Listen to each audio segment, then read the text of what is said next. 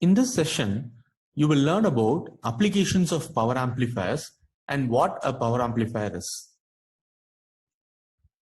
Have you ever wondered how powerful are concert speakers?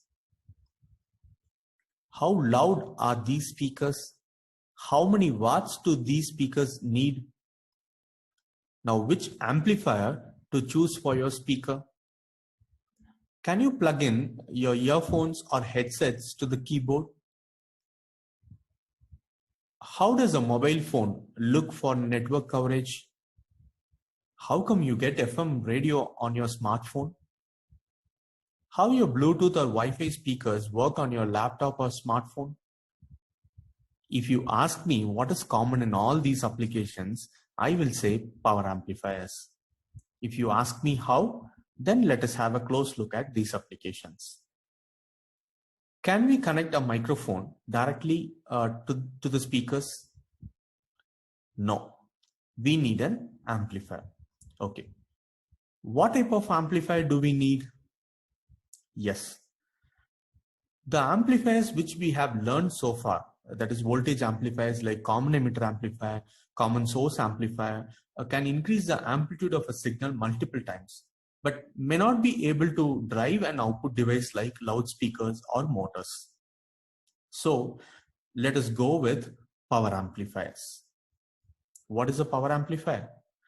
Power amplifiers increases the magnitude of power of an input signal to drive loads like speakers, headphones, etc. Power amplifiers can be designed to drive loads directly and is used as a final block in any amplifier chain. So before the loudspeaker, you could find the amplifier. Because of this, power amplifiers are called as output stages. Now consider an audio amplifier. The signal from the microphone is pre-amplified using a voltage amplifier or a current amplifier, and finally the signal is passed to a power amplifier and the output is fed to the speaker. Now the output of audio amplifier ranges from milliwatts in headphones to thousands of watts in home theater systems. Okay, consider a next application, Bluetooth speakers. The Bluetooth block here provides wireless communication to speakers from a smartphone or tablet or any Bluetooth enabled products. The signal coming from Bluetooth module has both low voltage and low current capabilities. So, and power amplifier provides the signal necessary to drive these speakers. In FM radio, the wireless receptions from the antenna is demodulated and amplified. You can observe that the audio frequency power amplifier forms the last stage in driving the speaker. This is a block diagram of your smartphone. The block next to the antenna and filter is your power amplifier. For wireless transmissions like mobile network towers,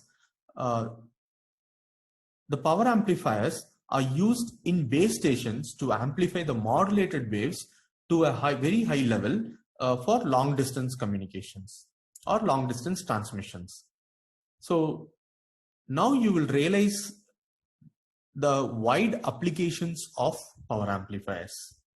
Okay, so to summarize, power amplifiers are used as the final stages of a communication receiver or transmitter to provide signal power to speakers or to any transmitting antenna. Now, such circuits usually deliver large amounts of power to the load. Now, how much power do they deliver to the load? Yes, for better understanding, let us solve few problems for that. Yes, let us take few application-based problems. First problem is this. A woofer speaker for home stereo is rated at 40 watt with an impedance of 4 ohms. So 4 ohms is indicated on the speaker here. So this is a rating of the speaker. This is a 40 watt speaker. Now how much current will the power amplifier draw to drive the speaker? Assume the supply voltage to be 12 volt. Okay.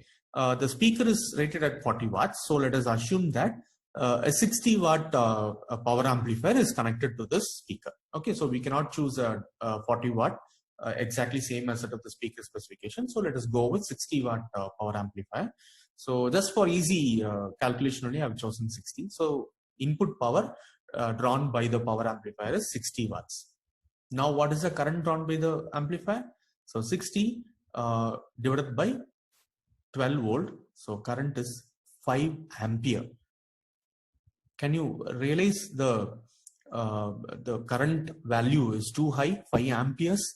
So far, in all the amplifier problems or in voltage amplifier analysis, we have never solved collector current or drain current to be in amperes. We have just solved it in milliamperes only. Even the current source, we have solved it in milliamperes. So this 5 amperes is a large value drawn by an amplifier. Okay, let us consider another application case. A stereo automotive audio amplifier is rated at 150 watts of output at an efficiency of 60%. How much current will this amplifier require when it is delivering rated output? Automotive electrical systems operate on 12 volt. The same problem which we solved earlier, the phrases are rearranged here. It has been rephrased here by introducing new terms like efficiency of the power amplifier is 60%. Rest is all same, and there it was a 40 watt speaker, and here the audio amplifier is rated at 150 watt. So audio amplifier output is 150 watt, but it has an efficiency of 60% only. So what is the input power? Input power is or efficiency is output power by input power. So input power is equal to 0.6 into 150 watts. So the input power drawn by the power amplifier is 250 watts. Now a 250 watts power amplifier, how much current will it draw? Yes, current will be 250 divided by 12. It will be 20.8 ampere.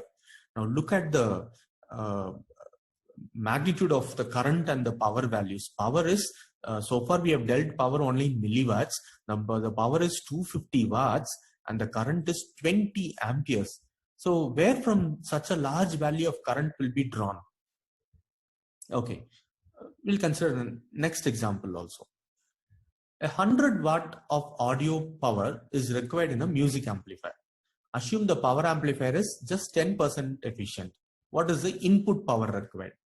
So efficiency is output power by input power. Output power is given as 10. So input power will be, so 10% efficiency. So it is 1000 watts. So in all the three problems, it would have given you different power ratings. First problem, it was 40 watts. Second problem was 250 watts. And the third problem was 1000 watts for a music system. So how these music systems or power amplifiers, from where do they get such a large value of power? Yes. Now let us define what a power amplifier is, how it is different from other voltage or current amplifiers. So the purpose of the power amplifier is to raise the power level of an input signal to get large power at the output. So now if I say large power, you can imagine what is the magnitude of the power. It can be 40 watts, it can be 1 watt, or it can be even 1000 watt also.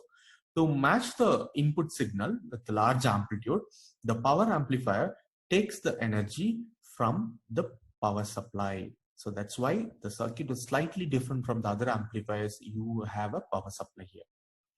So this is a normal supply given to the amplifier. So the power amplifier takes DC power from the supply connected to it and converts it into a useful AC signal. So that AC signal, the converted useful AC signal, is fed to a load. It can be a loudspeaker or it can be any load. So next session, we'll see what are the different classes of power amplifiers and what is the how to measure the performance of power amplifiers. Thank you. You will learn about classification of power amplifiers in this session. Power amplifiers raises a power level of input signal to get a large power at the output signal. To match the input signal shape with the large amplitude, the power amplifiers take the energy from the power supply here. This power supply is a normal power supply that is connected to any amplifier for biasing purpose, like your VCC, VDD, such things. It takes DC power from the supply connected to it and converts it into the useful AC power. And this AC power is connected to the load. It can be a loudspeaker or any load. Normally, the performance of voltage amplifiers or current amplifiers is analyzed from voltage gain or current gain or even frequency response of the amplifier also. But the performance of the power amplifier is understood on the basis of properties like distortion, efficiency, and power dissipation. When the output waveform shape is not an exact replica of the input waveform shape, then the waveform is said to be distorted, or the amplifier is said to have distortion. Normally, power amplifiers handles large signals, so there will be distortion in the output waveform. Efficiency is the ratio of AC output power to the DC input power. It tells you how much DC power is utilized in delivering the power to the load. So it is given as ratio of power delivered to the load divided by the power taken from the supply. So the power delivered to the load is an AC power to the speaker, connected to the speaker, and whereas the power taken from the supply is from the DC power. So this is DC power. So it is equal to P out divided by P in, or it can be written as PAC divided by PDC also. Normally, power amplifiers handle large currents, so they use power transistors. So the transistor must be capable of dissipating the heat developed without damaging it. So that is the power dissipation. So power dissipation is the ability of a power transistor to dissipate the heat developed in it. Okay. As power amplifiers are large signal amplifiers, the collector current may reach either cutoff or saturation regions. Now, according to the collector current waveforms, 4 basic modes of operations are possible. So thereby it is classified into 4 classes: class A amplifier or class A output stage, class B amplifier or class B output stage, class AB amplifier, class C amplifier or class C amplifier or class C output stage. Let us see each amplifiers. Apart from this, you have class D amplifiers and class S amplifiers, which are IC versions of amplifiers, but these are the major classes of power amplifiers. Okay. First, what is class A amplifier? So as I told that it is classified based on the modes of operation, that is how the collector waveform, whether it reaches cutoff or saturation. So accordingly, class A amplifier, in class A amplifier, the Q point or the operating point of the transistor is exactly at the center of the load line, so that the transistor will be conducting for throughout the signal, that is for entire wave shape, that is for 360 degree, 0 to 360 degree. So the conduction angle is 360 degree here. Now class B amplifier, where the Q point is at the cutoff. So if the Q point is at the cutoff, the transistor can operate only for 1/2 of the signal. So you can observe it here. So it will conduct for only 1/2 of the signal. So the conduction angle is from 0 to 180 degree. So the conduction angle is 180 degree here, and conduction angle here is 360 degree. The transistor will be conducting throughout here, but the transistor will be conducting only for 1/2 cycle in class B amplifier. Now class AB amplifier operates in between class A and class B amplifier. So the Q point is just above the cutoff value, so that the conduction angle will be between 180 degree and 360 degree. So you can observe it from the shape of the output waveform. So it is slightly more than 180 degree. So the angle is conduction angle is from 180 degree to 360 degree.